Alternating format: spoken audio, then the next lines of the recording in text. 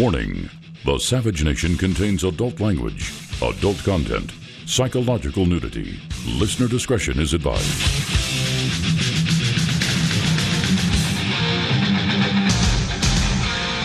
And now, America's most exciting radio talk show, The Savage Nation, home of borders, language, culture.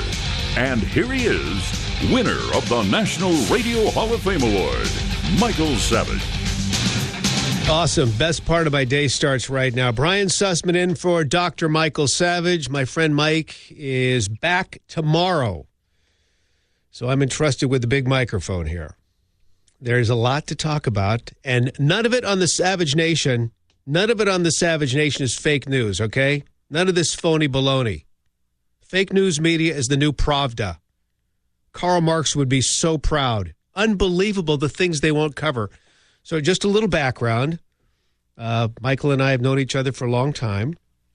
Michael started on the station where I host the morning show, KSFO in San Francisco. I used to listen to Michael. I was on TV back in the mid-'90s when he started his show. And his show, it was a head-turner. This guy comes on the air. He's got this New York accent, this gigantic vocabulary. He's sharp. He's saying things that all of us have been thinking, but no one had articulated ever on the radio before. And he turned everybody's head in San Francisco. Everybody. Liberals were listening to him. It's like, who is this guy? How do you argue this stuff he's saying because he makes so much sense? So I would listen to him. He had a drive time show, PM Drive. And I would listen to him after the evening news. I'd be driving home to get a bite to eat before coming back to do the 11 o'clock news on the CBS station here in San Francisco. I would listen to him, and I would just, it's like, I couldn't turn him off. Nobody could turn him off. Then, to no surprise, he becomes national. And then, of course, he's the pillar. He's the pillar on this station with this show, which runs live out here at noon. Many of you hear it, of course, on your local station and via the various apps, etc. A lot of people use the KSFO app. At any rate, I'm here. Absolute pleasure to fill in for Michael. So I'm looking at the Chronicle yesterday. I listened to Mike's show yesterday. I heard what was going on. And by the way, michaelsavage.com for all the latest news. I'm on the site right now. Don't forget a copy of his New York Times bestseller, Trump's War. It's more important now than ever. So I'm listening to Savage's show yesterday, and he's talking about a story that broke during my morning show in San Francisco yesterday. But now he's had time to think about it, slice it, and dice it, and deliver. No one's finally Fox News is covering it. Fox News is covering it. Did you hear about it on ABC, NBC, CBS? Nope. MSNBC? Nope. Very fake news, CNN? Nope.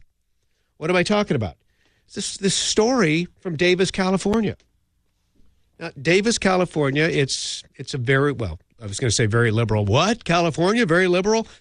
Can I tell you something? When you get outside of the San Francisco Bay Area, when you get outside of greater Los Angeles, and then you get outside of the center of Sacramento, which is the state capital, it starts to get conservative quickly, believe it or not, here in California, because much of the state is semi-rural. And you know how it is. I mean, these people, they love the land. They love the scenery. They live in these communities because they don't like the hustle and bustle. They don't like the crazy libs. But Davis is a college school, University of California, Davis is there, and it's very liberal as a result. Otherwise, it would be an agricultural town, and it would skew on the conservative side. But because of the university, so this is just incredible. I mean, they have decided in this Bay Area, they're not going to report on this story. The Islamic Center of Davis. This imam, 2-hour-long sermon, mostly in Arabic, but some of it in English. And this guy calls for the annihilation of Jews. And he asks, CBS Sacramento was forced to cover this story. CBS Sacramento, they don't even have the cojones to say what is. Here's how they write it. Amar Shaheen calls for the annihilation of Jews and asks his higher power to liberate the Al-Aqsa Mosque from their filth. So they're willing to describe the Jews and their ideology and their beliefs as filth, but they're not willing to describe this guy's higher power by name. It would be Allah. Come on, just say it. Just say it. No one wants to cover this story. This is incredible. So again, I channel my inner Michael Savage. Where's Nancy Pelosi? Nowhere. Where's Dianne Feinstein? Not to be found. Where's Governor Jerry Brown? Can't find him. No one wants to talk about this. This is huge. And I agree with Savage. Send in Jeff Sessions. Let's investigate. Let's investigate. This is horrendous. Fake news media won't cover it. Will not cover it. Fake news media won't cover a lot of things. Like, for example, we have a guy here in the Bay Area who was... This story wouldn't get covered either. Even in the local media, no one wanted to talk about it. 22-year-old guy from Oakland. Indicted Friday on charges related to material support for ISIS. This is a huge story. Don't want to talk about it. Head buried in the sand. Pravda. Fake news. Can't do. Do you realize this guy, this 22-year-old, this is a guy who... He is a member of the Religion of Peace. El-Hagagi is his name. He wanted to redefine terror, his words, redefine terror, and kill 10,000 people right here in the Bay Area in a domestic terror attack. He also discussed selling poison drugs. He wanted to lace cocaine with like rat poison or something like that and give the stuff out of gay nightclubs. Quote, the whole Bay Area is going to be up in flames. This is a guy here in the Bay Area. The shocking part of this story to me is, according to the Justice Department, his case represents the 130th ISIS-related arrest in the United States since March 2014. 130. Thank God, for the most part, these guys haven't been able to carry out their evil deeds. Can you imagine? Again, nothing from the fake news media. Nothing. Pravda, bury your head. Turn away. Look over here. Shiny object. Russia collusion. Okay, I got another one for you. You remember, of course, the riots that took place when Milo Yiannopoulos, the conservative speaker, the flamboyant conservative speaker, the provocateur, as people like to call him, he was going to be discussing, he was going to have a speech at University of California, Berkeley. And, of course, riot ensues. One of the leaders of that riot and other similar riots, a lot of these Black Lives Matter riots, etc., one of the organizers, one of the pivotal people in all of this, her name is Yvette Falarca. She is a leftist militant activist right here in the San Francisco Bay Area. So it's interesting. She's finally been arrested. Why was she arrested? Because there have been videos. I know I've seen one, but I think there are a couple different videos where she's been clearly identified in these videos as going ballistic. I mean, getting physical with some of these conservatives and Trump supporters, just getting physical with them. And it's disgusting. And she's been able to get away with it. And we have been like, what? Why? Everyone knows who she is. Why can't this woman get arrested finally? Well, you see, we've got a new administration. It's called the Trump administration. We've got Jeff Sessions, Department of Justice. So finally, the Sacramento County District Attorney's Office announced that Falarca was arrested. She was arrested in Southern California on charges of assault by means of force likely to inflict great bodily injury and participating in a riot and inciting a riot. Good. Now, you want to know the even more troubling thing about this? She's a middle school teacher. This instigator, this violent leftist agitator instigator, is a middle school teacher in Berkeley. That's what's and all this time, when she kept showing up at the videos, everybody knew she was at the center of this. You think she lost her job? No, she was in class the next day. No big deal. Fake news, Pravda. No one wants to cover it except us. So we've got that story for you. And then, of course, the trans story. Oh, my goodness. If you want fake news, okay, so Michael Savage, Dr. Michael Savage, and it's appropriate to describe him as doctor in this particular case because this guy has a PhD in science, okay? So he knows something about the trans situation, and he looks at it from a scientific point of view. And if you've ever heard him discuss that topic on his program, he discusses it like nobody else. This, trans in the military, this has nothing to do with hate. This has nothing to do with bigotry. This has nothing to do with phobia. No, it has nothing to do with any of that. This is common sense. That's what this is. So, looking at the headlines today, and we have a guy who was a former Navy SEAL, SEAL Team 6, the team that took down Osama bin Laden, SEAL Team 6. This guy's, his name now is Christian. So he's had the big change. Body parts have been lopped off, and he's had the hormones, and hey, now he looks like a woman. Christian is the new name. So this guy's lashing out at Trump, and I'll find the quote for you, but it's something like, hey, you want a piece of me, huh? You say it to my face that I'm not worthy. Say that I'm not worthy to serve in the military. Hey, dude, I'm not saying you're not worthy. Back in the day when you served, you were worthy, you were honorable, you served our country well, and you know what? I thank you for that. But guess what?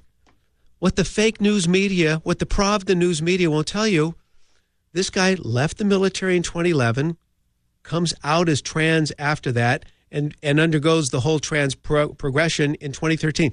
In other words, he waited till he got out of the military to go trans. Okay, throw that one out.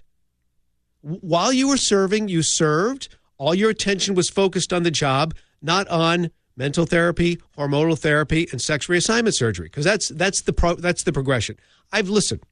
You know where I went? I went to the Military Medicine Journal. I've got everything on this, and I will share accordingly. I'll share the terminology, I'll share the diagnosis, and I'll share the therapy, and it will be very easy to tell you why this situation in the military just should not be. That's why Trump was right on this one. So we'll talk about that as well. Got a lot going on. Glad you're here. The phone number on the Savage Nation, 855-400-SAVAGE, 855-400-SAVAGE. Savage Nation, Brian Sussman filling in for Dr. Savage. He is back tomorrow on the Savage Nation.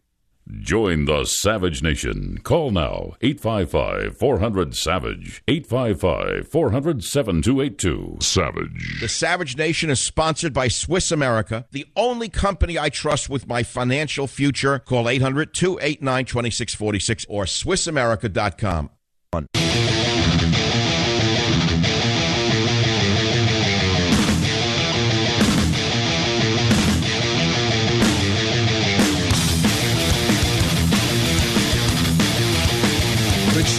Good show. Starting off good. Brian Sussman filling in for Dr. Savage. Michael is back tomorrow. And, of course, 855-400-SAVAGE. That's 855-400-7282 is the phone number. So Savage was talking about this yesterday, and we started off talking about it today just in terms of fake news. Pravda news. Pravda news. Pravda means truth, by the way. So this was a newspaper that was created in honor of Karl Marx during the Russian Revolution back in the early 1900s. It's just a propaganda machine. We got the same thing going now. It's just amazing how they have lined up. They have an agenda. And what sickens me, and I've talked about it in this program before, my background is broadcast journalism. I attended the University of Missouri. My first job was in TV management back in the day. And I watch what's happening now, and my head spins. People get into journalism now. I want to make a difference. You want to make a difference? Well, okay. So they're basically activists. These people that are journalists now, in many cases, are active. Not all, but in many. In these high-level positions, at the network level, the people behind the scenes, the producers. So there's stuff they won't cover. Now, in some cases, you got to cover the story. Like we were talking about the Davis Mosque. And we'll play the audio for you a little later in the show. It was played yesterday on the Savage Nation. But there's this imam, and he's talking about the annihilation of all Jews. There's no beating around the bush on what he said. They can come out with their little explainer. But it was awful. It was horrendous. San Francisco Chronicle, I looked through it today. I couldn't see a story on it. CBS in Sacramento covered it. I'm told that a Davis newspaper covered the story. Here's Barbara in San Francisco right now. Barbara, you're on the Savage Nation. Go right ahead, please. Hi, Brian. Love your show. And yes, it finally hit the Davis Enterprise front page yesterday. Controversy erupts over Davis Imam's sermon, and Shaheen denies words were anti-Semitic. So the gist of the article is that the poor mosque in Davis was attacked by a local liberal resident earlier, and the sympathy is with the mosque and the imam, and that the Jewish community and the citizens of Davis should put up their signs, which are all over town, that we should love each other. And the gist of it is that nothing really happened. He really didn't mean it. And I looked on the internet, and I never connected that it was our local mosque on Russell, right across from the university, because the headlines just said a California mosque, but it's right in Davis. And of course, my goodness! So even in the Davis Enterprise story, Barbara, they wouldn't identify exactly where the mosque was located? No, in the newspaper here finally admitted it on the front page that it is our mosque here in Davis. Good. Which is a bright... But you're saying they put a spin on it to have sympathy on the poor mosque, right? Yes, and that the anti-Semitism, as with anti-Christianity or anything else in Davis, the sympathy is always with the mosque. And I've heard the imam at our ceremonies at the cemetery, Memorial Day, etc., speak and basically not pro-U.S. So, no. To me personally, I hope they're being investigated. I just really and truly hope these guys are being investigated, because if that isn't hate speech, I don't know what is. All in the name of a religion supposedly of peace. Barbara, thanks for your call. Do appreciate that. Oh, great. We got some callers, great callers. For example, we've got a guy, former military, saw the Army training manual regarding transgenders. We're going to get to that coming up on the broadcast. Well, I went to the Army medical manual, the journal, I should say, the Military Medicine Journal, an edition from 2016 where they're talking about military considerations in transsexual care of an active duty member. So we will separate the truth from all the crap out there, as you would expect us to on the Savage Nation, just doing the best we can, even though Michael's off. He will be back tomorrow. Don't forget the New York Times bestseller, Trump's War. Might we say that it's more important now than ever? Back shortly. Brian Sussman filling in on this, the Savage Nation. Join the Savage Nation. Call now, 855-400-SAVAGE, 855-400-7282. Savage.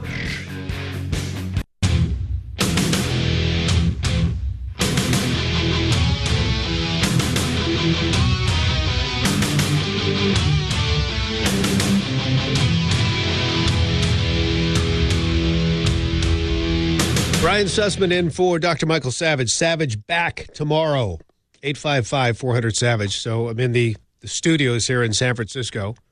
I'm looking out the window. It's a beautiful day in San Francisco.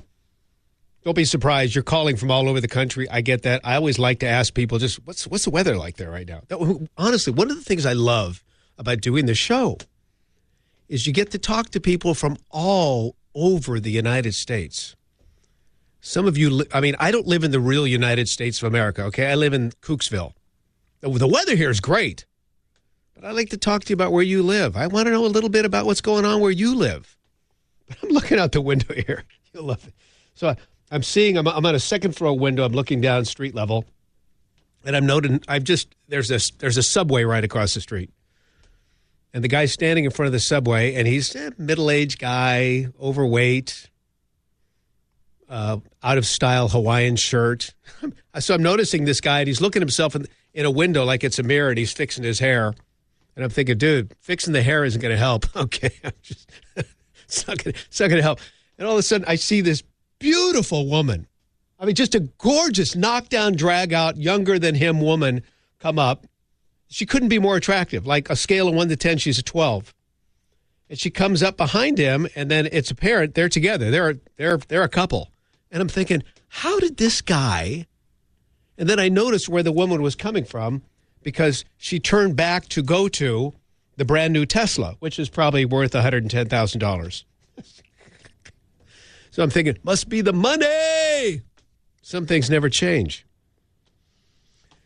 So let's talk about this. I want to get into some of the topics that are trending right now that Savage discussed yesterday. He's always ahead of the curve. He was talking about the trans story like nobody talked about the trans story. We talked about this in the last half hour to set things up. If you're just joining us, we're going there. We're going there. And we'll do it differently than the mainstream media is doing right now because they're trying to say, Trump hater, Trump bigot. And we're also talking about the story that Savage talked about yesterday, which is awful. And there's a media blackout on this, including here in San Francisco. There's a town called Davis. It's not too far from here. I could drive from San Francisco to Davis in probably 75 minutes. It's not far. It's on the way to Sacramento. So there's this mosque that's spewing hatred of the worst order, calling for the annihilation of the Jews. Now, with that in mind, let's go to Scotty. Scotty, thanks for checking in from KSFO Country. You're on the Savage Nation. Go ahead, please, with your point. Hey, Brian. My point is I think that the leadership of that particular mosque, as well as the membership, everybody who was in attendance ought to be investigated. And funny, the word investigate. I mean, you don't have to do a whole lot of investigating. Just read the Quran and see where it calls for the death of Jews. I mean, what do you think? Well, you're right. Now, here's another question, Scotty. Why aren't we hearing about members of that congregation coming out publicly saying, I denounce what the imam said. I have nothing to do with this congregation until they remove this guy? Well, it's because Pew did a research study that shows worldwide 60% of Muslims are either agreeable towards Sharia law or favorable that Jerusalem should be under Muslim control. You ought to read the study. It's pretty amazing, as a matter of fact. But, Scotty, this goes far beyond that. This isn't just about Sharia, as some like to think of it. This is about mass genocide on a scale that has been attempted in years gone by, and we still remember. We will not forget. Right. It's one of the pillars of Islam is to wipe out all Jews. It's a common well, there you go. mainstream view. Nobody wants to talk about that, but we're going there on this, The Savage Nation. Scotty, thanks for checking in. I appreciate it. No one wants to talk about it. I mean, okay, what if this were a Baptist church? And the Baptists came out and said, you make up what you want to make up. This particular group of people should be killed. Oh, front page every newspaper. Lead story every radio newscast. Lead story every television newscast. But in this particular case, sometimes I don't get it. So we're talking about that. And then we're talking about the trans situation. So I've got before me, because you got Caitlyn Jenner out there saying Trump's wrong, and you got this former Navy SEAL and what the mainstream media won't tell you about with their Pravda coverage is that the Navy SEAL did his trans thing after he left the military. Okay, I'm cool with that. You want to go down that road? Go down that road after you leave the service. So I've got the Military Medicine Journal that I'm reading from. But before I do that, let's go to Barry. Barry's at WTNY, New York. Barry, retired Army. Talk to me about the Army training manual as you have seen it regarding transgenders. Thanks for calling. Hey, thanks for having me. So I'm a retired Army officer. Glad to have it behind me with what's going on in the military. But anyway, so a friend of mine sent me the manual that I assume they've stopped teaching it now, but this is what was being taught, and this is mandatory for all soldiers.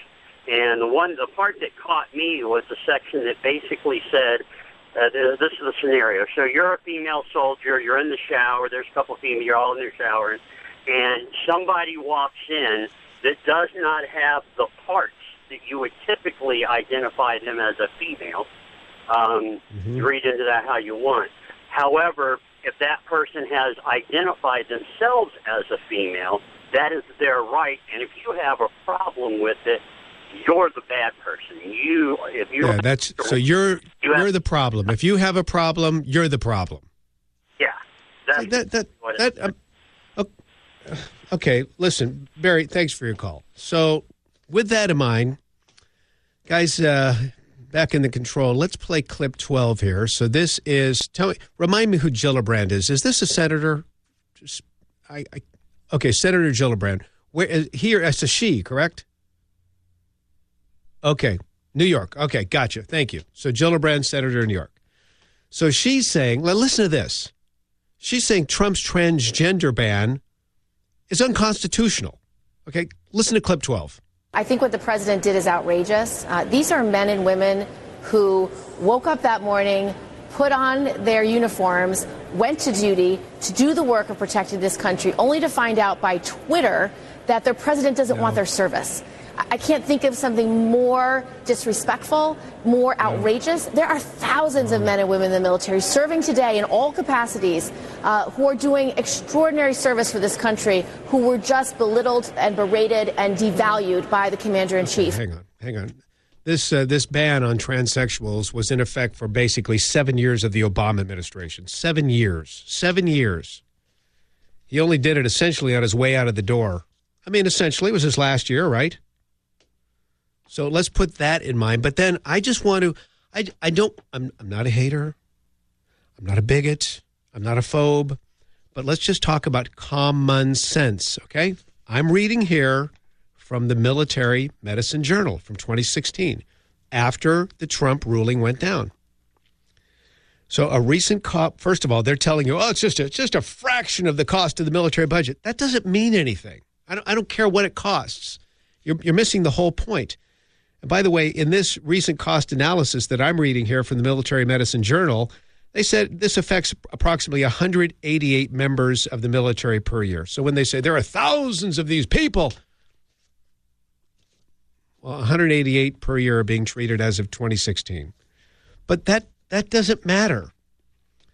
Now, let's talk about this. According to the American Psychiatric Association that is being quoted in this lengthy article, they're talking about this being a mental disorder. So in other words, if you're in the military and you say, listen, I'm transgender, you're treated first as having a mental disorder. A mental disorder. According to the American Psychiatric Association's 2013 update to the Diagnostic and Statistical Manual of Mental Disorders, individuals who experience mental distress over the incongruence between their assigned gender and the gender with which they identify are diagnosed with gender dysphoria. Savage talked about that term yesterday on his program. So that's how you're treated first by the U.S. military. They say lifetime psychiatric comorbidity in this disorder is high, and this should be taken into account in the assessment and treatment planning of this disorder. Of the transgender patients studied, 39% fulfilled the criteria for current mental disorders, 71% for current and or lifetime associated mental disorders, and 42% of the patients were diagnosed with one or more personality disorders. Now, again, I'm not in the military. I never served in the military, but it would seem to me that if you have a member of your military with a disorder of this sort, a mental disorder of this sort, there should be some sort of discharge, because I'm not sure that they're really fit to serve at that point in time. But that's just me talking based on what I'm reading from this medical journal, a military medical journal. Goes on to say mental health support plays a critical role throughout the transition process. So in other words, if this person says, listen, I'm transgender. Okay, let's talk about this. Let's first get you mentally assessed. Okay, and then they say mental health support plays a critical role throughout the transition process and will be an enduring health care need for many transgender people. So first it's cross-hormone treatments, then SRS, sex reassignment surgery. Now, there are some who are saying, well, sex reassignment surgery, that's not covered. If you're in the military, the government's not going to pay for that. Well, officially they won't, but then again, they will. Because if your sex reassignment surgery is deemed medically necessary, then the government will pay for it. TRICARE, that's the health insurance company that the military uses, TRICARE will pay for that if it's medically deemed necessary for the active duty service member, the retired service member, and members of their family. Now, that's on the level. I read that today from TRICARE. So this is all in the books. Now, let me just continue, because this is really, really important of the Savage Nation. You're not going to get this anyplace else, but as you would expect on the Savage Nation, Michael, I'm just trying to follow in the footsteps of my mentor, Savage. Been listening to this guy for a long time. I know he likes to go down these roads, and he does it so well, so I'll try. But again, reading from the Military Medicine Journal, volume 181, There are specific challenges to each aspect of transgender care, from diagnosis, gender transition, and beyond. Although not all-encompassing, some of these challenges include potential limitations in duty station options, deployment restrictions, and ensuring provider competencies. The decision process in assigning active duty members to permanent duty stations includes any ongoing medical requirements or limitations. So and then I'll continue. Let me continue. This is at the end of this. It's at the start of the next paragraph. The recommendation follow-up schedule for members undergoing cross-sex hormone therapy will affect readiness and deployability. Listen, again, it only makes sense to me. Some of you have served. You can articulate this much better than I. What do we have a military for? At the end of the day, these people are trained to be incredibly effective at killing people and breaking things, destroying things in the name of defending our nation and our interests. When they are deployed, we need them out of here lickety-split. Everybody's got an assignment. Ready? Go. No ifs, ands, or buts. You're gone. That's it. Go, go, go. Oh, I'm sorry. You're involved in hormone therapy. It doesn't matter if you're a sharpshooter, a Navy SEAL. It doesn't matter. You know, we got to keep you here. You can't go out in the field. You got the therapy, the hormones. We got to keep an eye on you. Oh, you're doing the sex reassignment surgery. No, we can't say. You see what these people in this particular state, despite their heart, their wishes, their intentions, they're not capable to serve in that particular fashion. I mean, to me, that's the end of the story. You can play games all you want. You can put your head in the sand. You can be pro of the news, whatever. Folks, this isn't about hating anybody. It's just saying, with these particular decisions you've made, with this particular condition, with this particular place in which you find yourself, sorry, you just ain't able to serve right now. Just ain't going to happen. Has nothing to do with the Constitution, nothing whatsoever. So we'll talk about that more as we've opened up this can of worms, and you'll want to talk about it, no question about that at all.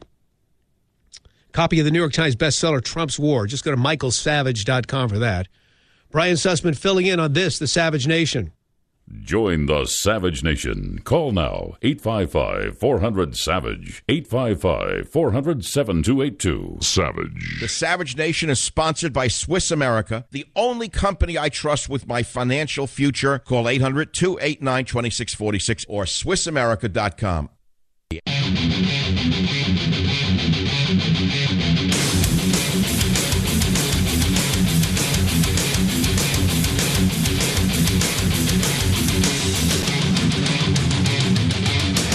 The callers checking in on the Savage Nation. Brian Sussman here behind the microphone. Always excited to have this opportunity. Michael's back tomorrow on the Savage Nation. Don't forget michaelsavage.com for all the latest news. And, of course, the New York Times bestseller, Trump's War, now more than ever.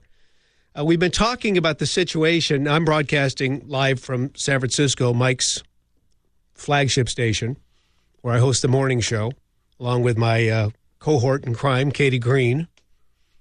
But bottom line is, there's a town about 75 minutes from here, Davis. It's where a University of California campus resides, very liberal. But there's a mosque there.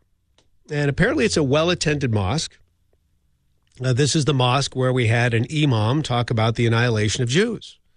Now, I read the transcript. We've got the audio. We'll play it maybe a little later for you. But in no uncertain terms, this guy's talking about something that is apparently in the Quran, the annihilation of Jews. And we're asking questions. Why isn't the DOJ investigating? Or maybe they are. They should. Why aren't members of the congregation speaking out, separating themselves from this type of hateful, unbelievable rhetoric? So let's go to Nazir, listening on WNTW out of Virginia. Nazir, thanks for joining us. Go right ahead. I understand you're Muslim, so talk to me about this particular imam and what he said. Yeah, I can't comment on the imam other than to say that if I were a member of the FBI or the law enforcement, I would have him brought up to questioning and locked up if possible. But what I do want to say is I'm born and raised Muslim, and your last caller saying that it's in the Quran that the annihilation of Jews and 60% of all Muslims think that we should annihilate Jews is completely false. misleading, dangerous. Well, he said 60% believe in Sharia. Yeah, but Sharia law is the same as the law in the Torah. It's the same as the law in the Old Testament. Sharia law Well, it's not the same as the Torah. I mean, these are two completely different religions. And I'm hoping you will agree on the Savage Nation. We'll talk more about this. Stay tuned. Join the Savage Nation. Call now, 855-400-SAVAGE, 855-400-7282. Savage.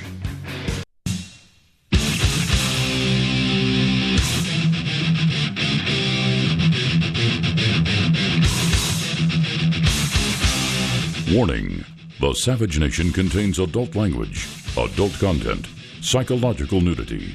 Listener discretion is advised.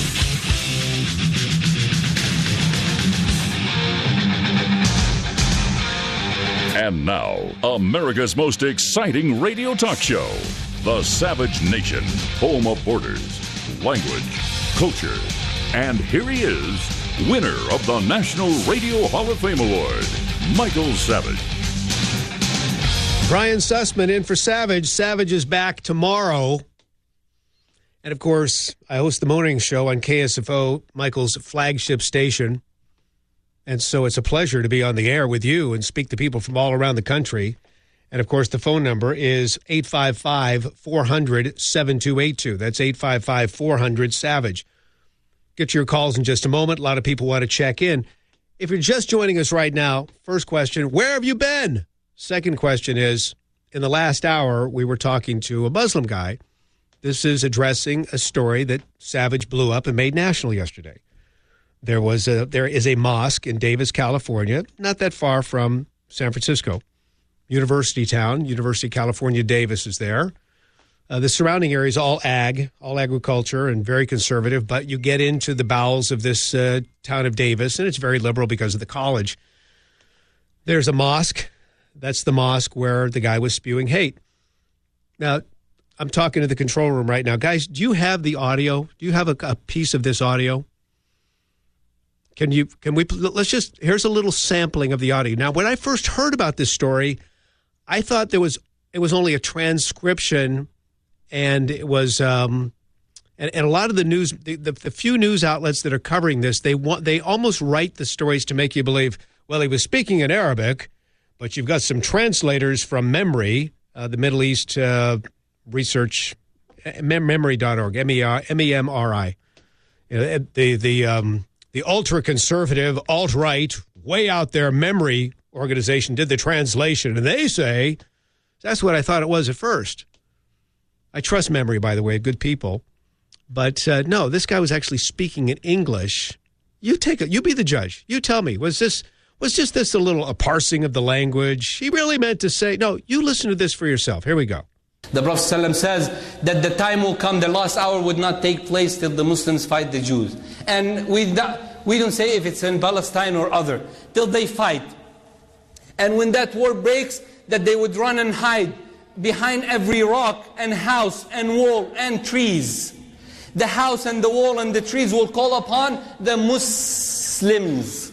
It will say, "Oh Muslim." It will not say, "Oh Palestinian," "Oh Egyptian," "Oh Syrian," "Oh Afghani," "Oh Pakistani," "Oh Indian." No, it will say, "Ya Muslim," "Oh Muslim," Muslim, when Muslims comes back. Okay, that's all Muslims. When the call goes out, you'll be able to make the decision to go out there and annihilate the Jews. That's what we have here on The Savage Show. This is the kind of stuff you expect. Just calling it like it is. I don't know how you can say there's a parsing of the words. It was some lame apology given. I don't buy it. Had a caller in the last hour. A caller said, actually, he's a Muslim guy. He said, we're part of the same religion. Muslims, Jews, same part of the same religion. No. You're part of the same genealogical lineage, but not the same religion. See, the Jew and the Christian believes in the God of Abraham, Isaac, and Jacob. Abraham, Isaac, and Jacob. Now, there's a problem. The Muslim believes in Abraham, Ishmael, and Nebaioth. I believe that's how you pronounce the son of Ishmael. It's not the same God. It's not the same religion. Same people group, the Semites, but there's a big difference in the faith. And what does Islam mean? It means oppression.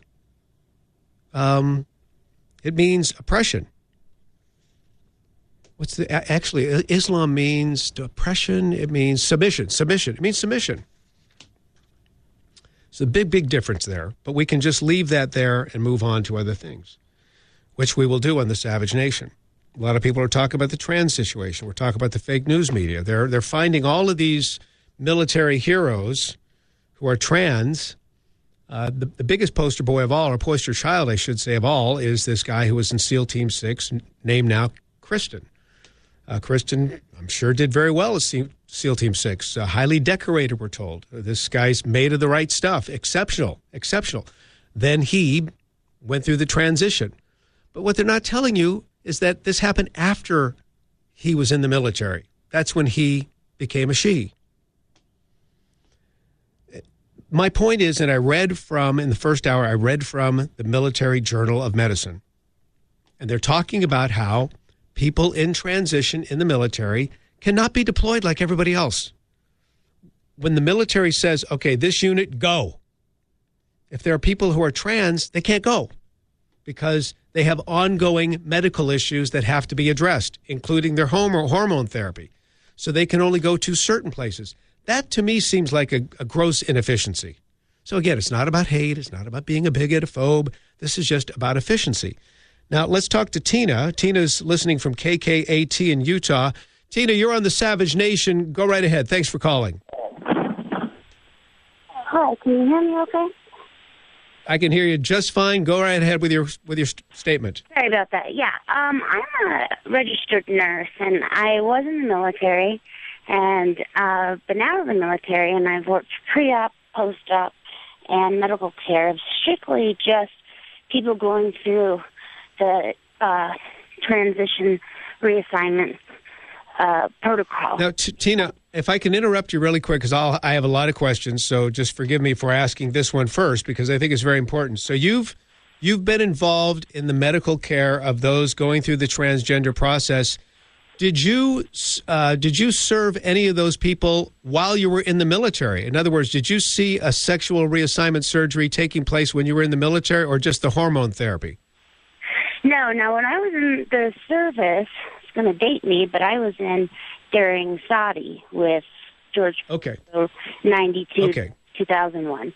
Okay, so since then you've worked as a nurse who has worked with transgender patients. So talk to me about the process and specifically about the recovery. Well, first of all, before a doctor will even sign off on changing into male or female, and female obviously is much, much worse for a patient to have to go through, but they have to go through at least 9 months to maybe a year and a half of psychological treatment. At least this is what we were doing in Scottsdale, Arizona, where I'm from. And, they had to make sure and sign off by the psychologist that, yes, I truly do believe this person thinks that they're a woman or a male. I mean, I have nothing against it, whatever they want to do. Right. And then approve that to the surgeon and the doctors to start, that's a year and a half process or so. Maybe they've shortened it. I don't know. It's only been 2 years since I've been out of the field. And then on top of that, once the doctor approves it, then they start the hormone therapy if the patient hasn't already started on black market hormone therapy, which really screws up their body, so they've got to get all their hormone levels at the right rate and all this before they even start, to do the surgery. And then the recovery itself. I mean, I have recovered so many patients, from children to old men, with every other surgery you could possibly think of. And the surgical procedure from a man turning into the woman has got to be the worst, most painful thing I've seen somebody go through. I've seen so many people regret as they're going through it because the hormones are really unbalanced after surgery. There's anesthesia in their body from anywhere from 6 to 9 months after surgery. So, See, this kind of confirms what Dr. Savage was saying. You know, when Michael Savage speaks on these issues, he's looking at the situation through a scientific lens based on his training as a scientist with a PhD.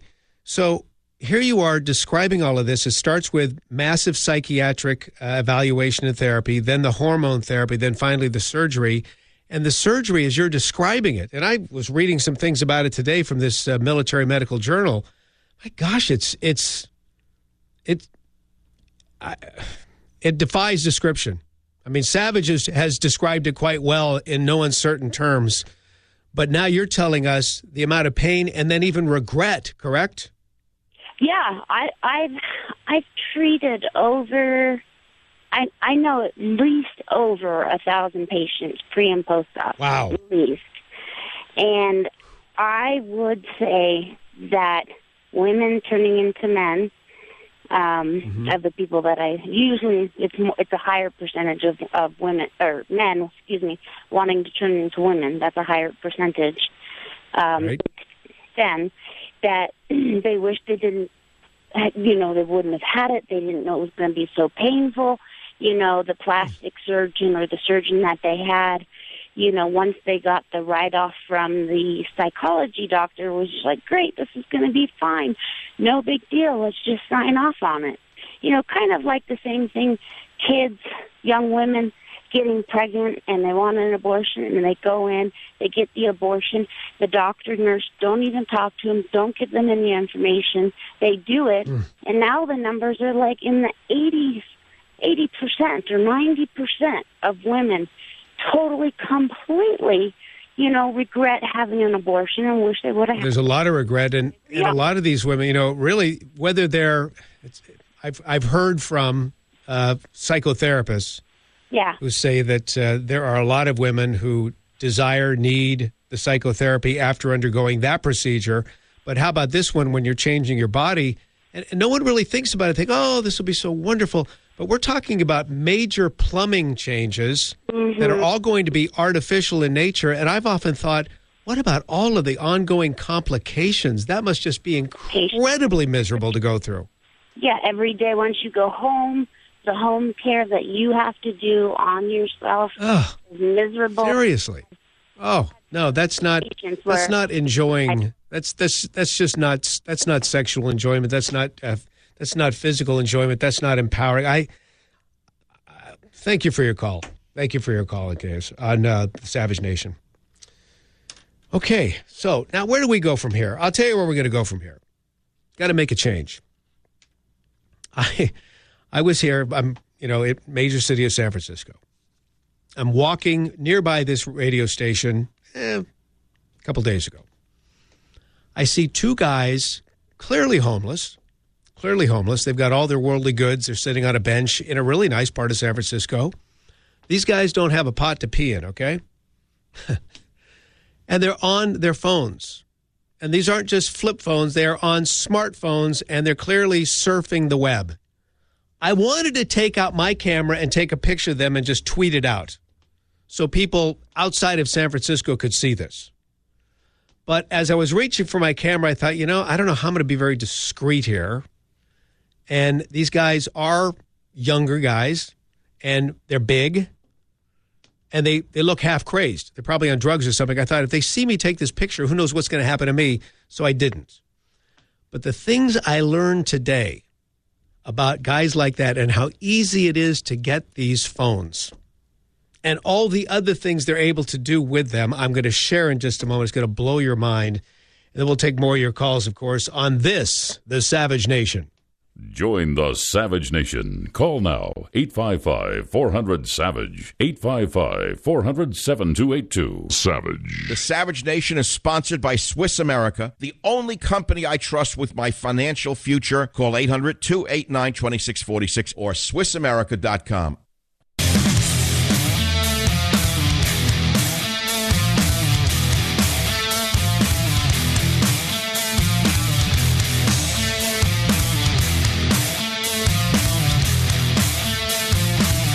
Back.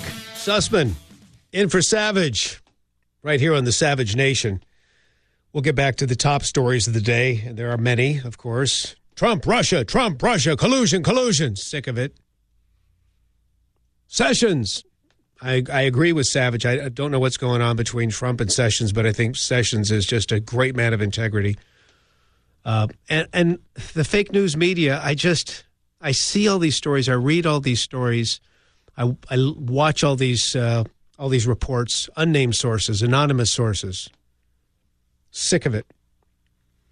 So I was telling you about how I was in San Francisco, where I broadcast from, and noticed a couple of guys clearly homeless, all of their earthly possessions around them, and I'm noticing they're on phones. We talked about this in my morning radio show this morning, and boy, did I get an earful from callers regarding how this works. So these guys were on their phones. They weren't flip phones. These were smartphones, and they look like pretty decent phones to me.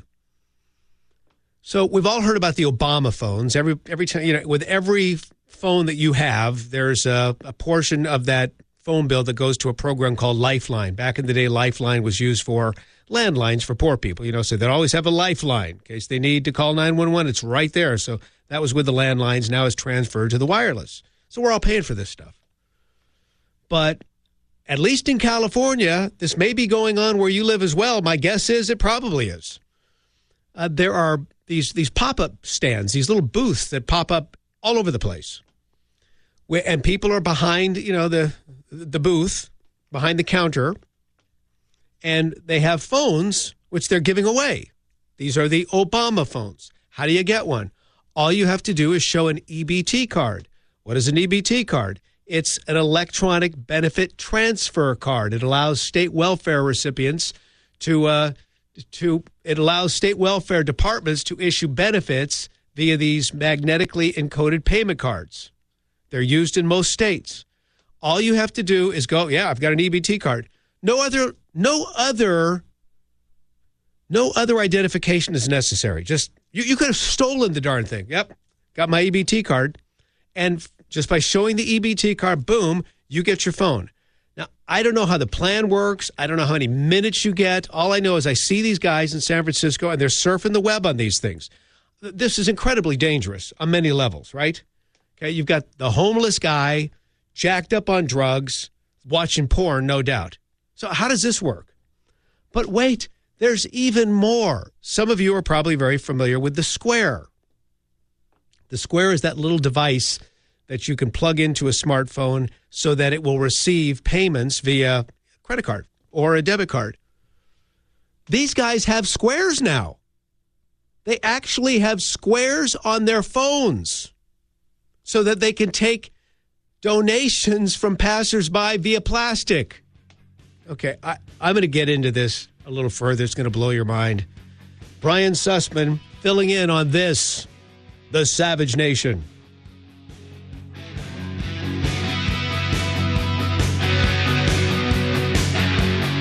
Join the Savage Nation. Call now, 855-400-SAVAGE, 855-400-7282.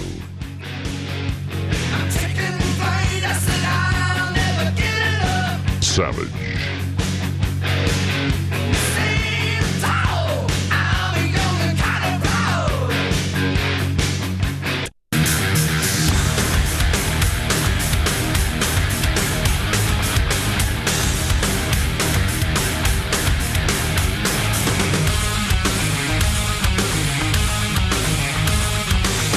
Democrats say they're ready for a culture war. Brian Sussman filling in on this, The Savage Nation.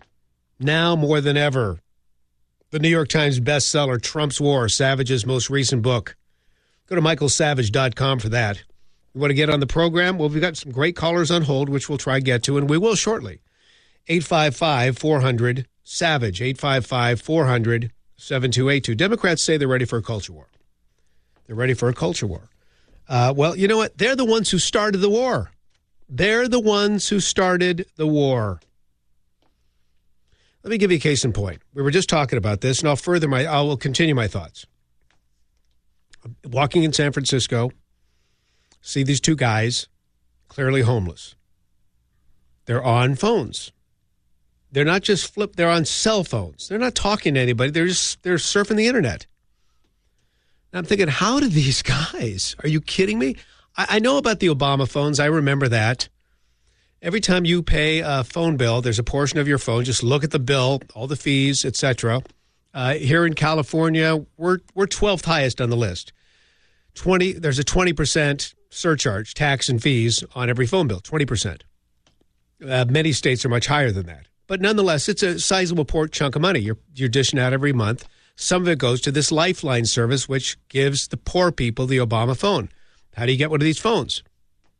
On my program on KSFO this morning, a guy called in and said, well, I'll tell you how it happens. There are all these pop-up stands I see in my particular town. It's Modesto, California. You ever heard of Gallo Wine?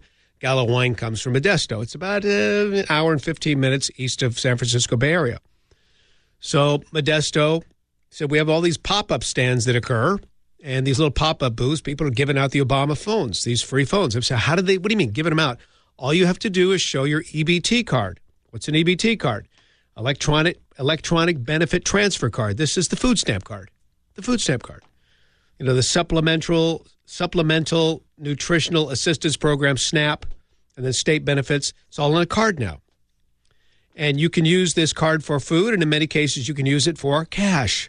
Just show them a card. You could have stolen the card, and you'll get a phone. I don't know how the plans work. I don't know how many minutes you get, but I'm telling you, these were nice phones. So then this guy calls onto the morning show this morning, and he's saying, oh, yeah, I've heard about the Obama phone, but let me take it a step further. And what he tells me, it's almost unbelievable. I'm sure there were people listening to the program thinking, okay, this right-winger's making this crap up. No. The guy tells us he had a friend who was being panhandled by a homeless person, and she had just apparently come out of a store. She has her debit card in hand. The guy says, you have any money? She says, nope, all I've got is a debit card. The guy says, no problem. Grabs it out of her hand and says, I can swipe it. He's got a smartphone with the Square. You know what the Square is?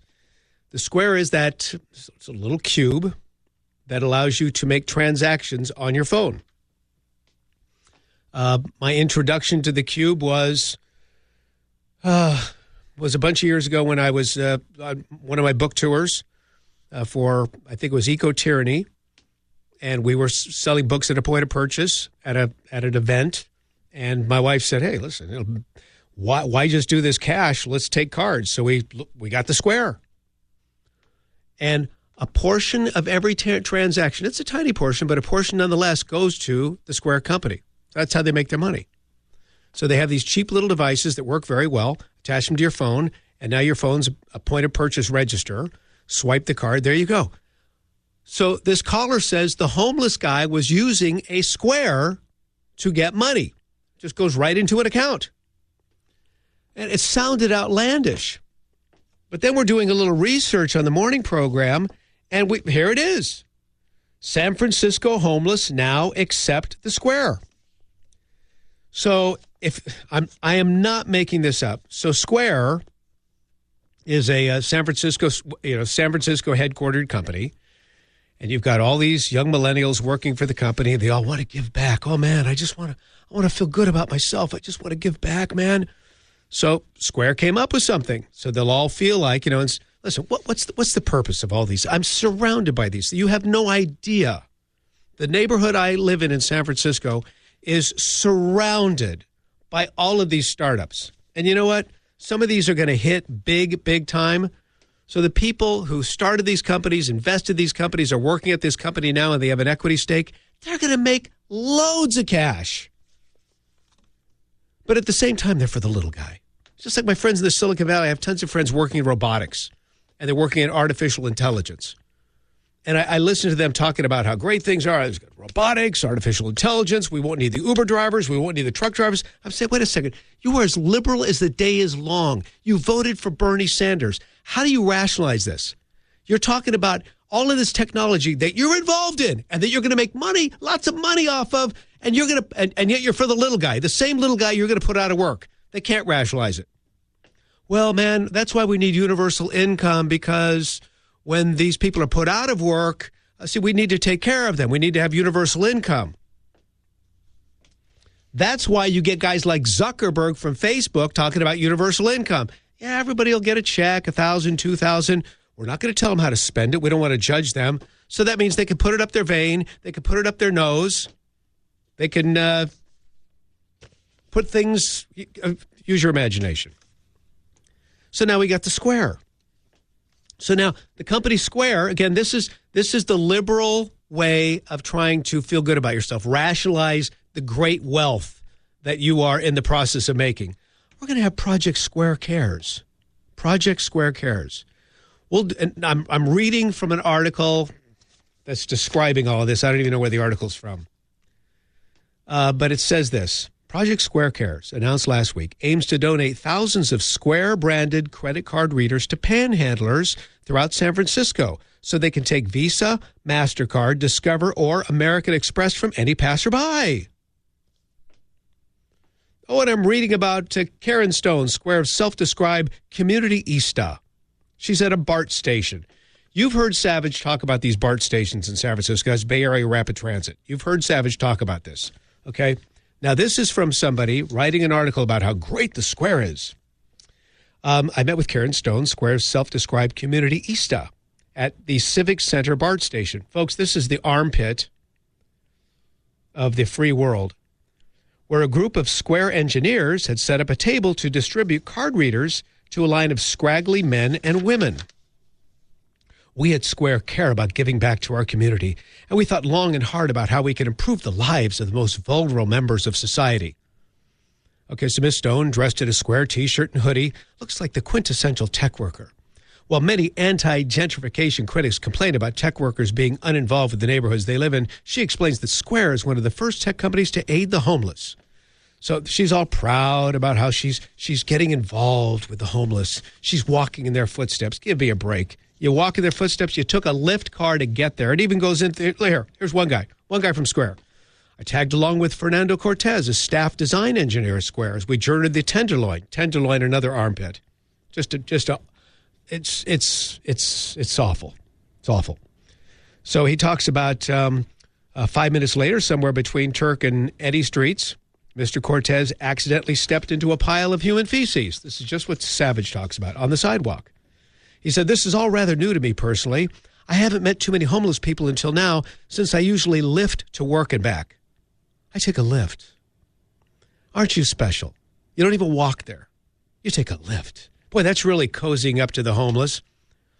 We walk for a few more blocks, taking care to avoid stepping on discarded needles, broken shards of glass, and, of course, the excrement and the littered ground, until we reach a somewhat sketchy corner by Market Street. Cortez takes out an iPad and an Apple Pencil and begins to jot down notes furiously." These people, they want to pretend like they care so badly. They take a lift into the Tenderloin. They're dressed like total hipsters. They take out their iPad and their Apple Pen, and they feel good about themselves. You know, when we first started Square Care, this techie says, we wanted to find out why donors, didn't want to give homeless people money. We decided if we were going to understand why, we had to live a day in the shoes of people we're trying to help. So that's it. We'll take a lift. I'll dress like a hipster. Maybe I'll wear my crummy tennis shoes this time around. I'll take out my Apple iPod, my Apple Pen. And boy, I'm going to feel like I'm right there with them. So the bottom line is they're giving out these squares to all these homeless people. And the homeless people use their free phones to now take donations from passersby. But here's the crazy thing. This all sounds, we're giving back. We're Bay Area. We're Silicon Valley. That's what we do. For every one of those transactions, Square's making money. That's how they do it. That's how they make money. That cheap little card reader that they're giving out probably costs, 50 cents to make in China? They got sweatshop labor. All these liberal do-gooders, they've got sweatshop labor in China making this stuff. They pop it onto a homeless person's free phone, and then they take a cut from every one of these. But we're giving back. We feel good about ourselves. Come on. So, yeah, we got a culture war, all right? Because we the taxpayers see through this entire scam. You can't fool us. So that's the other news story. We've got a culture war. Listen, you've brought this culture war on yourselves, liberals. I mean, okay, here's one more for you. Ready for this? This has to do with, a couple other stories in the news. University of Chicago professor argues in support of euthanasia for extremely sick or deformed newborns. Okay, you want to fight that culture war? We're ready. We're ready to go down that road. Here's another one for you, culture war. We have the trans kids. Minnesota schools may ask kindergartens for their preferred pronoun. Boy, girl, he, she, transgender, kindergarten, Minnesota. Are you kidding me? Okay, you want a culture war? I got another one for you. How about this? Let's go to New York City. New York City, planning on tossing out 700,000 warrants for low-level crimes next month, rejecting a decades-long policy of aggressive enforcement from the NYPD. This is Bill de Blasio. There we go. Warrants pertain to crimes like public urination, staying in Central Park after dark. This all harshly goes against Giuliani's broken windows philosophy, which really helped clean up the city. So those are some of the things we're talking about. Those are some of the things we're talking about on the Savage Nation. So I welcome your calls. We'll chew on all of this stuff, slice and dice it accordingly. 855-400-SAVAGE is the phone number. Brian Sussman filling in on this, the Savage Nation. Join the Savage Nation. Call now, 855-400-SAVAGE, 855-400-7282. Savage. The Savage Nation is sponsored by Swiss America, the only company I trust with my financial future. Call 800-289-2646 or SwissAmerica.com.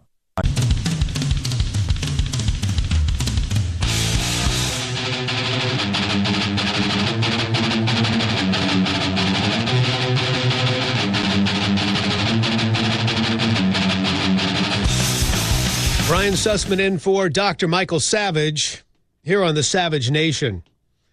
It's a story we just can't get away from. I've changed the topic numerous times. We've been on the air almost a couple of hours now, and I've moved on to other things, but the callers keep wanting to talk about this. It's something Michael has talked about long before the transgender military ban, which, by the way, was in place for 7 years of Obama. Okay? 7 years of Obama. This is something he did on the way out the door.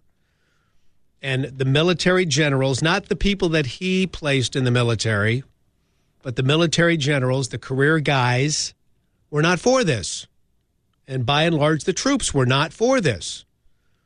As we described earlier, as I was looking at a military medical journal, the reason why they're not for this is because anybody undergoing transition, according to the documentation I read, you can't deploy them anywhere. They're not ready to go like the rest of the troops. They can only be assigned to certain locations where the treatment is available for their transition. Then we had a nurse call in she said she's been involved in about 1,000 transition surgeries, and she spoke with a lot of detail. So it was pretty clear she wasn't making this stuff up. But she said something that Scott from KOVR is about to say. Now, she was a nurse. Scott is a licensed therapist. And Scott, thanks for joining us. So you're saying undergoing the surgery, a lot of these people have big-time regrets, correct? And thanks for joining us, Scott. Are you there? Can you hear me? Scott, KVOR, you're on the air. Yes, go right ahead. Okay, yeah. The basic point that I want to make is that the psychological profession has really, decades ago, made a hard turn to the left. And so while 9 to 12 months of psychotherapy might sound impressive, really most psychologists don't even consider that their issue might be psychologically based. They're just kind of drinking the Kool-Aid that it's a anatomical, physiological, hormonal problem. And so they have a bias to approve these people for the surgery. So when they're approved for surgery, now they go down this lengthy road, and we heard from the last caller, the nurse, and I've heard this before on Savage's show when he's, of course, behind the helm, that so many of these people engaged in these surgeries following the surgery have deep regrets. Has that been your experience as a licensed therapist as well? Yes, it has.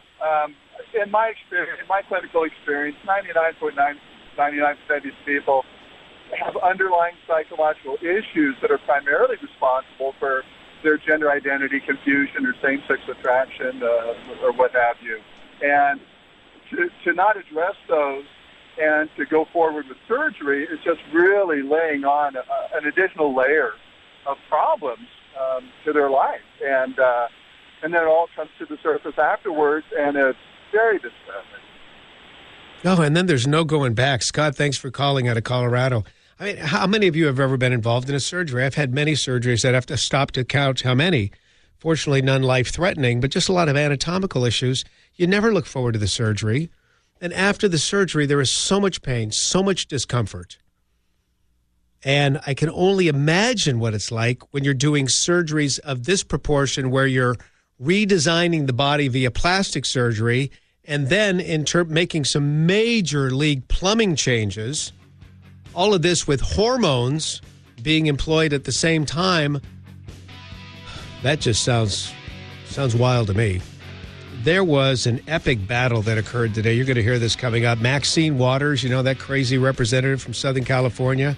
She's going after the Treasury Secretary, Steve Mnuchin.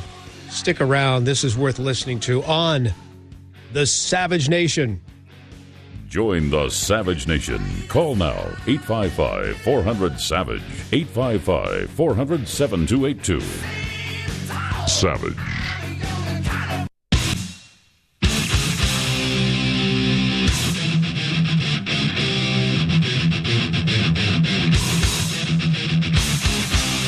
Warning: The Savage Nation contains adult language, adult content, psychological nudity. Listener discretion is advised.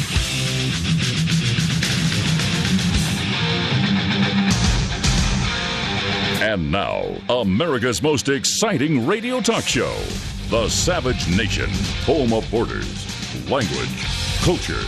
And here he is, winner of the National Radio Hall of Fame Award, Michael Savage. Savage out, Sussman in. Michael Savage back tomorrow. This is the Savage Nation. Filling in for Michael back tomorrow. Meantime, michaelsavage.com for all the latest news. Also, don't forget, Michael's bestseller, Trump's War. Trump's War. It's amazing. More important now than ever. The guys behind the scenes here on the Savage Nation do a bang-up job. And they provided us with a lot of sound we've got to get to. There was an epic battle that went down. You're going to hear this in just a moment. It's that crazy Maxine Waters. She's the congresswoman from Southern California, the person that's wanted to impeach Trump since day one. She doesn't know why he's eligible for impeachment. She just wants to do it.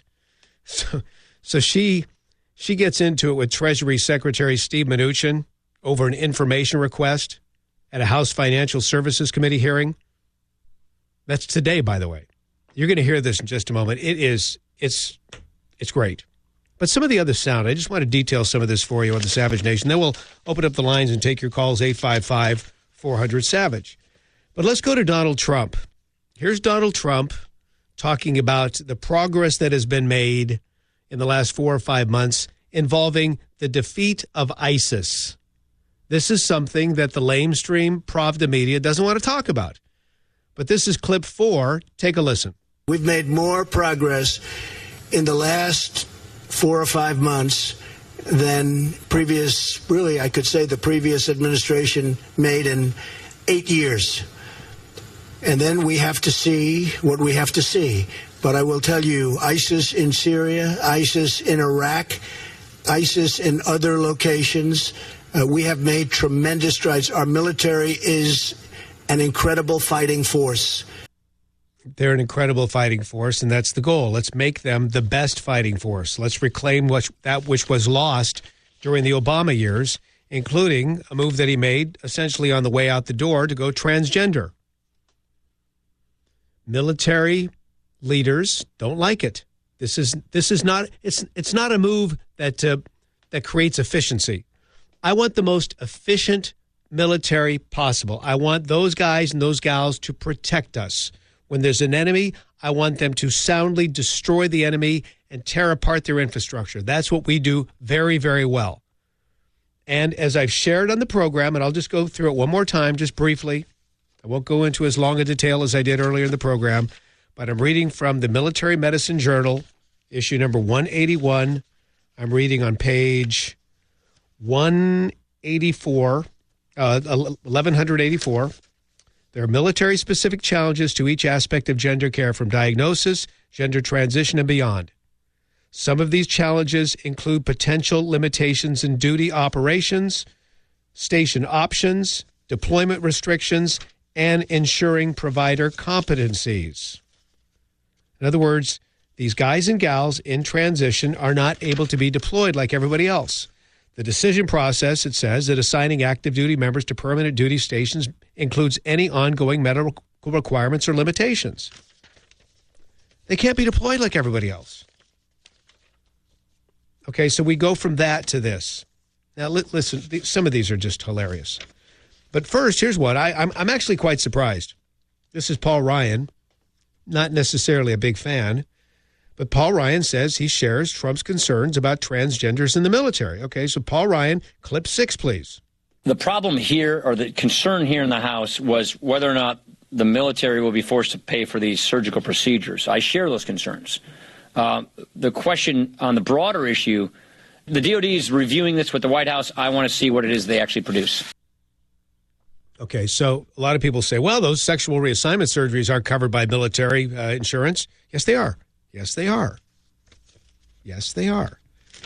I'm reading here from TRICARE. TRICARE is the military's insurance company. Here's an article from just after Obama made this decision. The U.S. military's TRICARE healthcare system now covers transgender military families and retirees. They will allow for hormone therapy and mental health counseling for gender dysphoria, the clinical term for those who identify as a different gender than the sex they were assigned at birth. It goes on to say, TRICARE is prohibited by law from covering sex change surgery. However, if you read a little further, as part of the new policy, military medical facilities will provide hormone treatment, counseling, and sex change surgery when deemed medically necessary.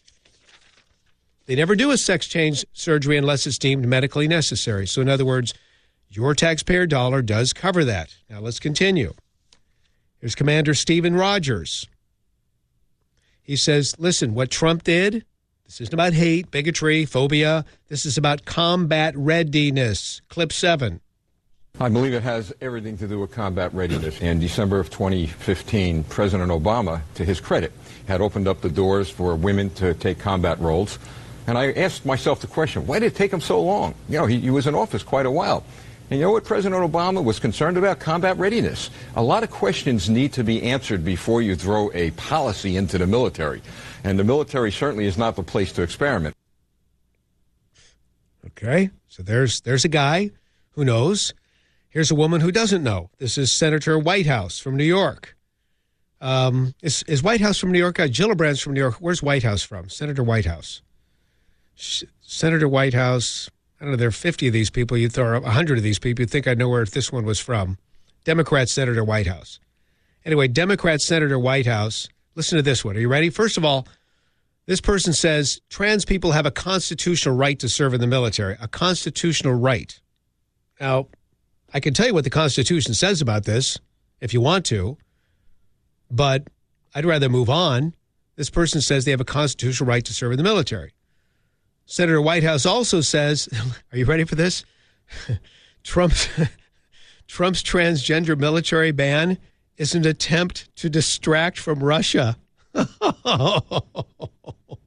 Here's clip 9. Listen to this. It doesn't have the aura of seriousness. It looks like he's trying to throw yet another shiny object out there to distract people from what's going on with Russia. And as usual, when he throws a shiny object, he figures out a group that he thinks is vulnerable and just tries to be mean to them. Give me a break. Oh, gosh. It's about Russia. Getting back to the constitutional right to serve in the military, which is something Senator Whitehouse said. Go to Article 1, Section 8. It's the Army clause, the military clause. Okay, it's all right there for you to read for yourself. There's not a lot to it. Congress shall have power to raise and support armies and to provide and maintain for a military. Constitutional right. Yeah. They're trying to equate this with race. There's no equation to race whatsoever. Nothing. That's an insult to the races. If you're thinking that, no, that's just because as we're reading through the military medicine journal regarding considerations in transsexual care of the active duty member, it starts with mental health therapy, then it moves on to hormone therapy, then sexual reassignment surgery. So you can look at all the races, all the colors, okay? Everything from this color to that color to the other color. You're born that color. It has nothing to do with mental health, hormones, and then a skin change. Nothing. Okay, this is the epic one. I've been waiting to hear about this. This is so good. It's about 1:45. We got the time. So this is Representative Maxine Waters from down in Southern California. She's going at Secretary of Treasury Steven Mnuchin. Now, they're both Southern California people. I saw that movie, The Accountant, Ben Affleck. Some people say, I don't watch it because it's Ben Affleck.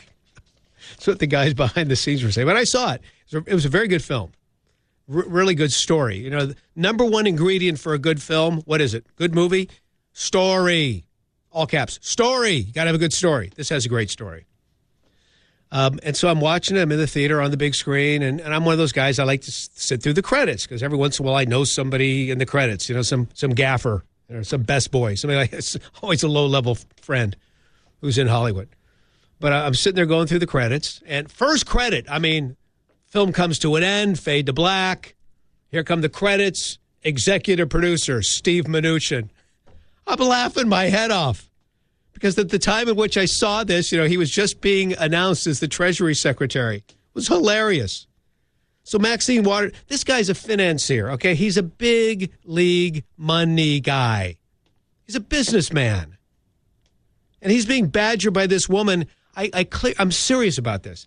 I sometimes wonder about I wonder about her IQ, but then I wonder about her mental sanity, her mental health. Seriously. She just gets way out there. So they're at a House Financial Services Committee hearing. Think about this woman. She's on the House Financial Services Committee. So here she is, this politician who's on the House Financial Services Committee, and she's going up against a guy who could buy and sell her 100 times over. But he's not that kind of guy. He's a good man. He's got a lot of integrity, and he's incredibly well respected behind the scenes from people of all political persuasions. He's just a man of integrity. So she's making a request at this House Financial Services Committee hearing on Thursday regarding information. And then it's revealed that Mnuchin's staff had, in fact, responded to her request. Oh, this is good. Clip 17. Why did you not respond to me and my colleagues? I was going to answer that. Just please go straight to the answer. Mr. Chairman, I thought when you read the rules, you acknowledged that I shouldn't be interrupted and that I would have reclaiming my time. What he failed to tell you was when you're on my time, I can reclaim it. He left that out, so I'm reclaiming my time. Please, will you respond to the question of why I did not get a response, me and my colleagues, to the May 23rd letter? Well, I was going to tell you my response. Just tell me. Okay. So, first of all, okay, let me just say that the Department of Treasury has cooperated extensively with the House Intel Committee, with the Senate Judiciary Committee. Reclaiming my time. Okay. Reclaiming my time. Mr. Secretary, the time belongs to the gentlelady from California. Perhaps, Mr. Chairman, I don't understand the rules because I thought I was allowed to answer questions. Reclaiming my time. Would you please explain the rules and do not take that away from my time? We will give the gentlelady adequate time. So what I read, Mr. Secretary, were statements of the ranking member and Democratic colleagues on how administration witnesses should be treated, not necessarily the way they will be treated. Okay. So what I was saying is that we spoke to your Chief Oversight Counsel yesterday. We have been responsive, but I would like to emphasize we believe we've been very responsive. Reclaiming my time. And we'll continue to do so. Thank you very much. You left a message yesterday, or someone on staff left a message. No, we didn't leave a message. Reclaiming my time. Reclaiming my time. Reclaiming my time. That is like a snot-nosed little 4-year-old throwing a temper tantrum. Oh, I know you want to talk about that as well.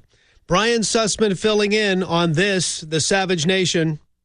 Join the Savage Nation. Call now, 855-400-SAVAGE, 855-400-7282. Savage. The Savage Nation is sponsored by Swiss America, the only company I trust with my financial future. Call 800-289-2646 or SwissAmerica.com.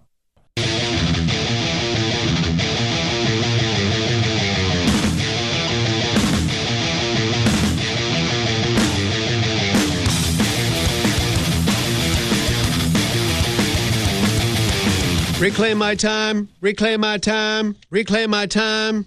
Oh, gosh, that was nerve-wracking. Incredible. If you're just joining us, just saying, what? Who is this? Well, it's Brian Sussman in for Michael Savage. Savage is back tomorrow. That was Maxine Waters. Reclaim my time. She's talking to Steve Mnuchin.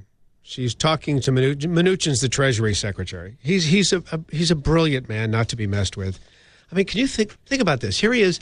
He leaves his career in Hollywood, where he's a multi-millionaire executive producer in Hollywood. He was a fundraiser for movies. That's what he did. He raised the money to make movies, and in return, he made millions. So he's a big player in the business world, right? And he has to sit there before Maxine Waters as she's going through her thing. Reclaim my time. She's quizzing him about information that she wants. She's on the Financial Services Committee. And every time he starts to speak to answer her question, she says, reclaim my time. It's incredible. Over and over and over. She wouldn't let him answer the question because she didn't want it to be known that she put herself into a trap. His office had provided her with the information she was wishing to see. And then finally at the end, she realized she's trapped and she says, reclaiming well, you left my a message. time. He said, no, we didn't leave a message. We spoke to a person in your office and we provided them with reclaiming my time. Oh, it's just, I'm serious. For those of you who've raised kids, or for those of you who were a kid once and you recall those days, it's the kid who gets what they want, or at least tries. Every kid tries this at least once, right? You tried this once, maybe twice, depending on the parents. Or maybe forever, but you just throw a fit. You throw a temper tantrum. Reclaim my time, reclaim my time. The guys behind the scenes on the Savage Nation, they put it to me best during the break. They said it reminded them of the kid who literally puts their hands over their ears and then goes, nah, nah, nah, nah, nah, nah, nah, nah, because they don't want to hear mom or dad lecturing them. This is a woman who, this is embarrassing. And guess what? She is a face of the Democrat Party. Love it. Love it. Love it. That's why all you folks just think California's so kooky. Unbelievable. The Democrat Party. I also love, we'll talk about this in the next half hour. I'm just getting such a kick out of this. Nancy Pelosi, of course. Hey, she's my congresswoman. Because I'm broadcasting here in San Francisco. She's come up with this new slogan for the Democrats. It's a better deal. And Savage said it so well the other day. He said, well, this is like from the FDR days, right? They're going back 80 years to get a riff off a new slogan. We're riffing off an old one. That was, let me see, this is a better deal. That was the New Deal. The New Deal was back then. Now it's a better deal. Shows you how old these people are and out of touch. But I asked my audience the other day to come up with new slogans for the Democrat Party. And I'll share some of these with you in the next segment. They are hilarious. The Democrat Party. If you like your paycheck, you can't keep your paycheck. It's all just ahead on the Savage Nation. Join the Savage Nation. Call now, 855-400-SAVAGE, 855-400-7282.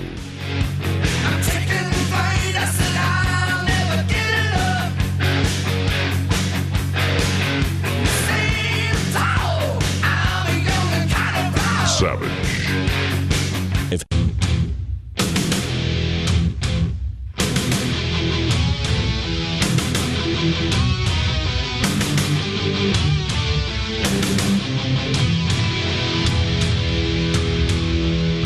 Don't forget about the Savage newsletter. You can go to michaelsavage.com to sign up for that. Also, the book, Trump's War, now more than ever. Michael's back tomorrow. Brian Sussman filling in. So the phone number, of course, here on the Savage Nation, very simple, 855-400, Savage, 855-400-7282. Democrat Party. We just heard from Maxine Waters. Well, we will play that again in just a moment. That was priceless. If she's the face of the party, bring it. I'm looking at all these faces of the party. I'm looking at Maxine Waters. Good. Let her run. Look at Kamala Harris. She's our new senator here in California. I've watched this woman's career for many, many years. I remember when she was the district attorney of San Francisco County. Back then, I knew she was going to be running for president. And, of course, they scooted, they kind of shooed Barbara Boxer out of the way, brought her in. It was basically hers to lose. She becomes the new senator, and she has aspirations for presidency. No surprise, she's Barack Obama in drag. Essentially, she may be more liberal than Barack Obama in a lot of ways. Great. You know what? It's not going to work. The people of the United States of America see through this, okay? And especially since she's from California. Most of you look at the state of California as being the land of lunatics. And you know what? You're not far off. And I'm born and raised here, okay?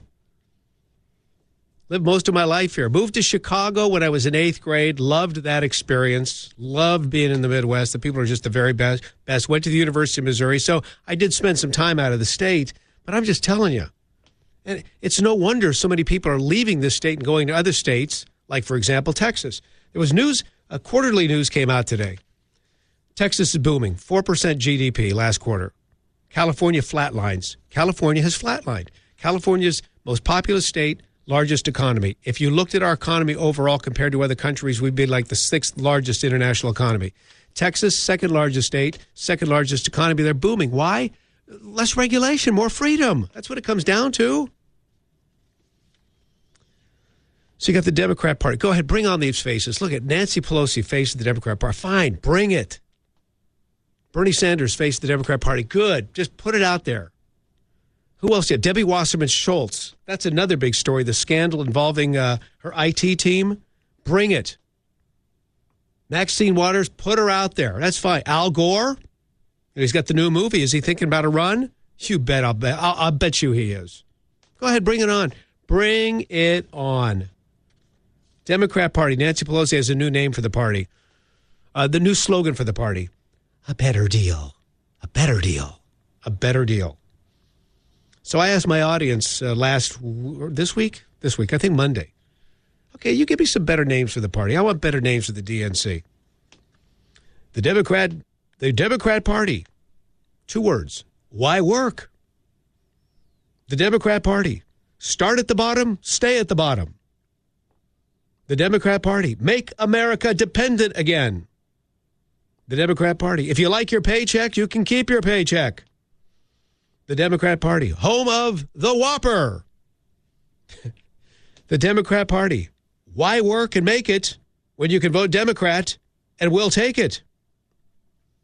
The Democrat Party. Making everything free except you. Democrat Party. Hope and change. I hope you don't mind if we keep your change. Democrat Party. Make America break again. The Democrat Party. Always a party on your dollar. This is good. The Democrat Party. A division of sorry Soros and Associates. Okay, there's another one. Sessions. Come on. Do an investigation on this guy. Savage has been calling this forever and a day. Yes, finally, somebody. It's amazing with the Clintons. You know, the Clintons, they may actually get investigated now. Wouldn't that be huge? Jeff Sessions is doing such an awesome job. When you look at what he's doing with illegal immigration, the MS-13 raids, etc., this is fantastic. You know where Sessions is right now? He's in El Salvador. Sessions is in El Salvador right now. You know why he's down there? MS-13. That's where MS-13 comes from, El Salvador. These are a scary bunch of guys. They come to this country. Also, they sell anything. Plus, they sell extortion. That's what they really prey on. That's their big money source. With illegal aliens in this country and legal aliens and legal aliens in this country, if you've got family back in the old country, oh yeah, tell you what, pay up or else you're never going to see them again. That's the racket they're engaged in. That's where Sessions is. See, Sessions is doing a great job behind the scenes. I'm just saying. But people are afraid of the Clintons.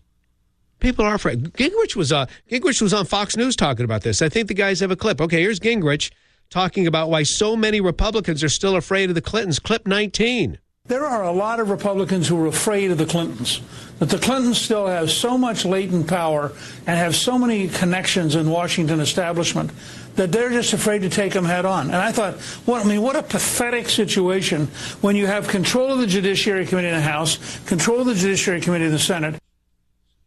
Go after her. Sessions will. Trump, let him go. Sick him. Yeah, people are afraid of them. You've ever watched the show House of Cards? That stuff's for real. That's based on reality.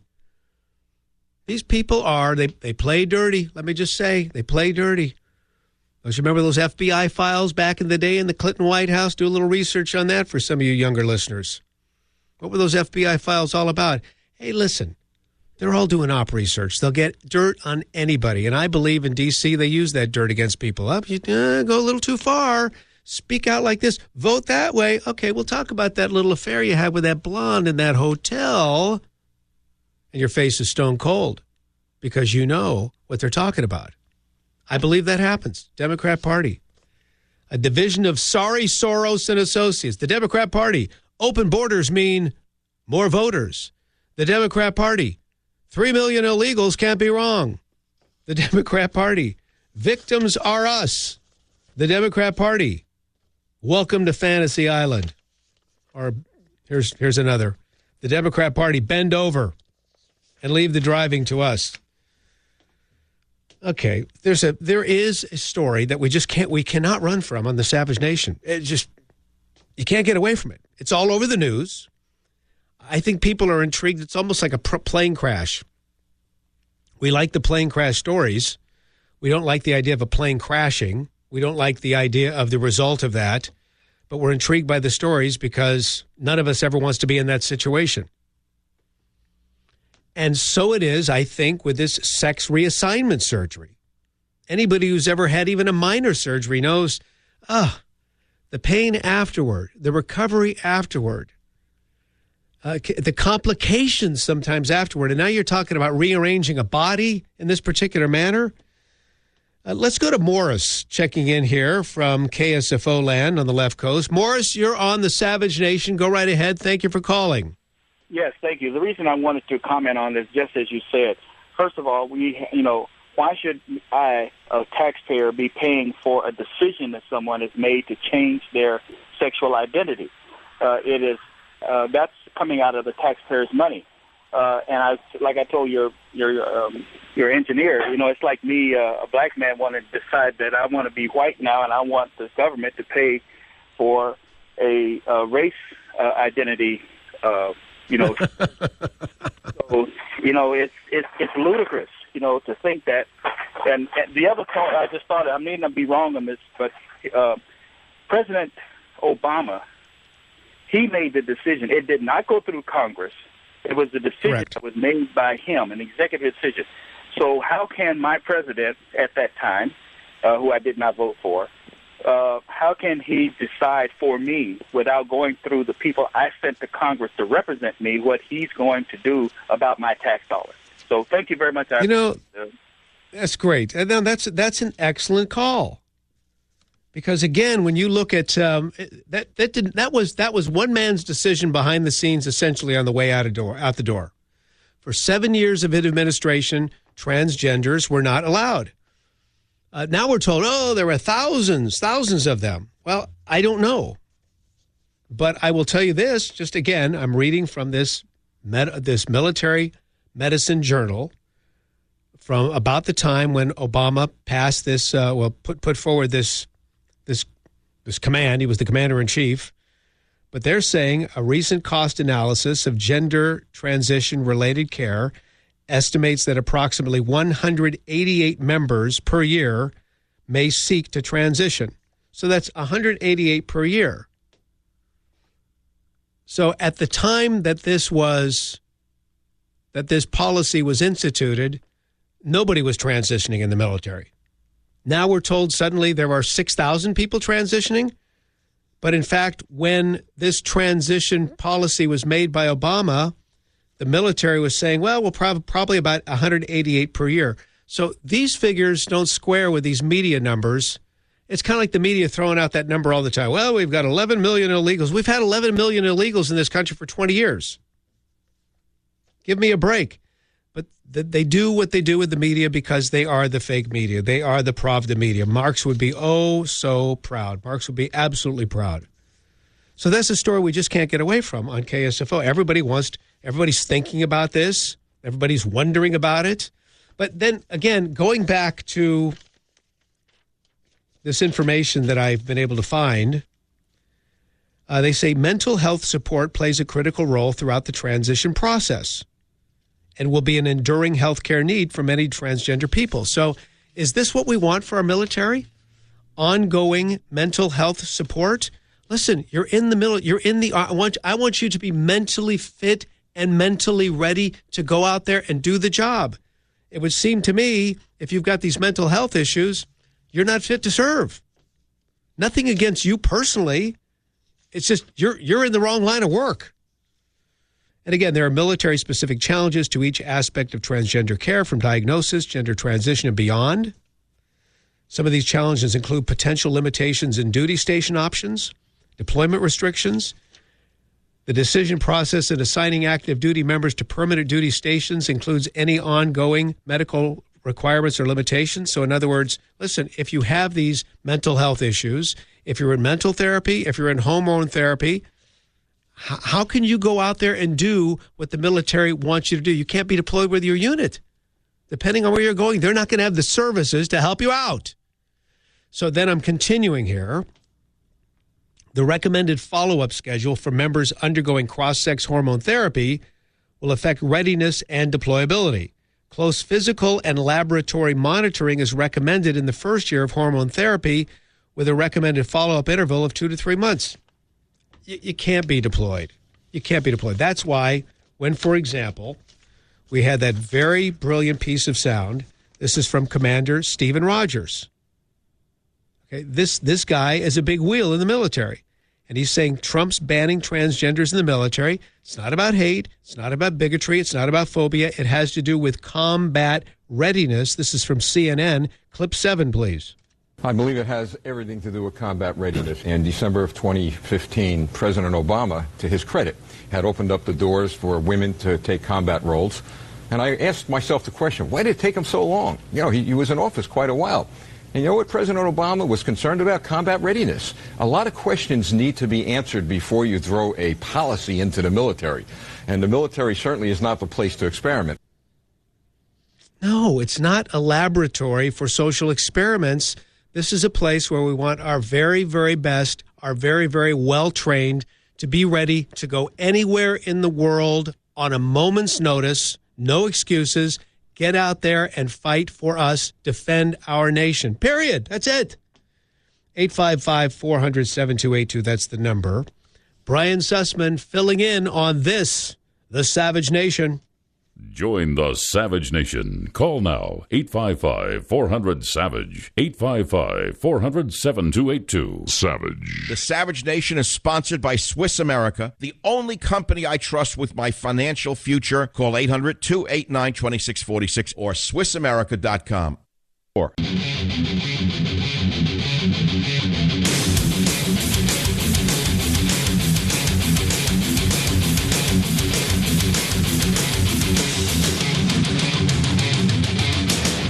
If you're just joining us, Brian Sussman filling in for Dr. Michael Savage. Savage back tomorrow. Can't wait to listen to him. I always do. Have been since he started his program as a live and local show in San Francisco in the mid-'90s. We all knew back then that bigger things awaited him, and man, were we all right. So here's the deal. You're going to hear, just if we could do a quick redo of this Maxine Waters thing in just a moment. It's so good. I want to take Jeff. Jeff is calling from the left coast. Jeff, thanks for your hold. You're about to make a great point regarding this transgender military situation. The left is just up in arms, but the generals are saying Trump did the right thing. Your thoughts, please. Oh, yeah, thank you very much. I just think it's ridiculous that we're worried about all of this, in my opinion, nonsense when our competitors, Red China, for example, you think their military is worried about this stuff? No, they're busy building islands in the middle of the ocean because they know 10 years from now Florida is going to be underwater and they need to be advancing and building islands because they know the global warming is coming along. And you're right, I'm Southern California, and Maxine Waters is not my congresswoman. So no, she is. Listen, you're right. These other countries look at this as foolishness, and when Trump makes these kind of moves, they take notice. Thanks for your call. You bet. We have time for at least part of this. Here's Maxine Waters. He just mentioned Maxine Waters, Congressman, Southern California. We can't get to all of this, but it's a redo from earlier in the program. She's talking to our Treasury Secretary, Steve Mnuchin. She's asked for some information. He's provided it. She doesn't want to hear the fact that he's provided this information. She sounds like a 4-year-old brat throwing a tantrum. Listen to this. Why did you not respond to me and my colleagues? I was going to answer that. Just please go straight to the answer. Mr. Chairman, I thought when you read the rules, you acknowledged that I shouldn't be interrupted and that I would have reclaiming my time. What he failed to tell you was when you're on my time, I can reclaim it. He left that out, so I'm reclaiming my time. Please, will you respond to the question of why I did not get a response, me and my colleagues, to the May 23rd letter? Well, I was going to tell you my response. Just tell me. Okay. So, first of all, let me just say that the Department of Treasury has cooperated extensively with the House Intel Committee, with the Senate Judiciary Reclaiming my time. Okay. Reclaiming my time. Mr. Secretary, the time belongs to the gentlelady from California. Can you believe this, folks? This is the swamp. This is the swamp. Drain the swamp. And get the bestseller for Michael Savage, Trump's War, now more than ever. Friends, absolute pleasure. Always great to be with you on this great program, The Savage Nation. Reclaiming my time. Savage.